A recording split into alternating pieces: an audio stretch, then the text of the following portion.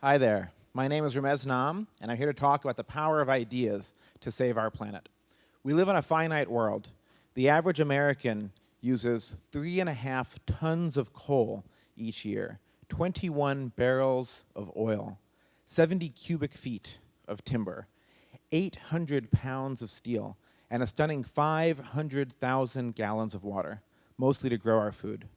As a result of all of that, we emit, on average, 17 tons of carbon dioxide into the atmosphere, each of us, each year. And so it's no accident that this past summer is the warmest summer ever recorded in North America, and that last year was the warmest year ever recorded on the planet.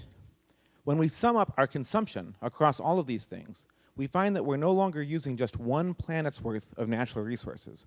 We're now using about 1.5 planet's worth of resources, something we can't maintain. And if everyone on Earth lived like an American, we'd be using 5 planet Earths worth of resources. Well, we don't have 5 planet Earths. So some look at this and say, clearly, what we have to do is we have to ratchet down. We have to give up our addiction to an energy-intensive, resource-intensive lifestyle. We have to give up on our mega cities and our mega cars and our mega freeways, and we have to get ready for a century of declines, where we'll all be poorer at the end of it because it's the only way to save our planet.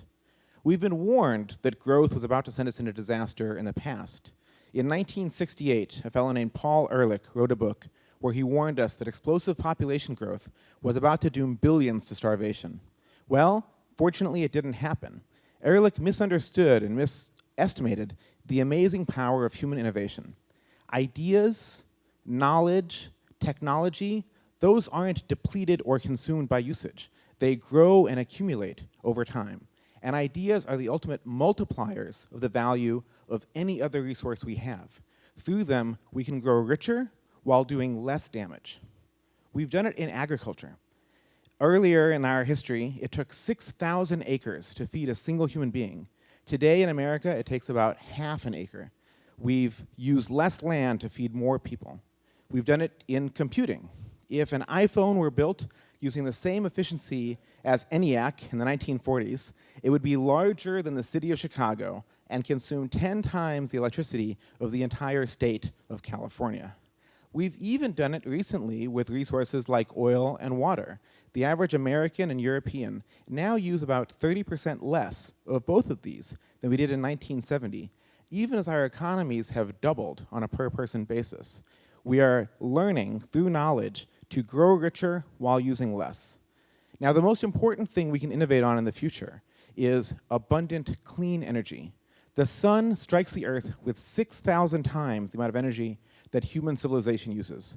Every 88 minutes, the sun hits the Earth with as much energy as we use in a year. If we had solar cells deployed with current efficiencies on 1/3 of 1% of Earth's land surface, that would collect enough energy to meet our projected needs through 2030. The problem is that solar is very expensive. Today, solar cells cost about twice per unit of electricity as burning coal. Fortunately, innovation, the power of ideas, is at play here too. In 1954, when solar photovoltaics were invented, they cost $1,000 a watt. Today, they cost around $2 a watt. This is a wafer of photovoltaic cells. If they look like computer chips, it's because that's how they're built. And like computers, they are rapidly dropping in price for performance. At this rate, if we keep innovating, in 10 years, solar electricity will cost the same as coal electricity. And in 20 years, if we keep it up, it'll cost half what coal does, giving us an abundant, clean, and cheap source of power to fuel our prosperity while reducing our impact on the planet. One more key trait makes knowledge unique among all resources. Information, ideas replicate. They're viral. They spread from person to person, and they're non-zero. They give benefit to more people without taking it away from the original creator. And that's why these women in the village of Tinginaput in Orissa in India have solar cells. Their government is training them to install solar panels in their village and other villages nearby. Now, these barefoot solar engineers, as they're referred to, are all illiterate. They never learned to read or write. But because of the cheap solar lights in their home, their daughters will learn to read and write, and their daughters may one day produce innovations that will benefit all of us. So innovations, ideas, those are the infinite resource. They can multiply the value of anything else, and they grow rather than being depleted.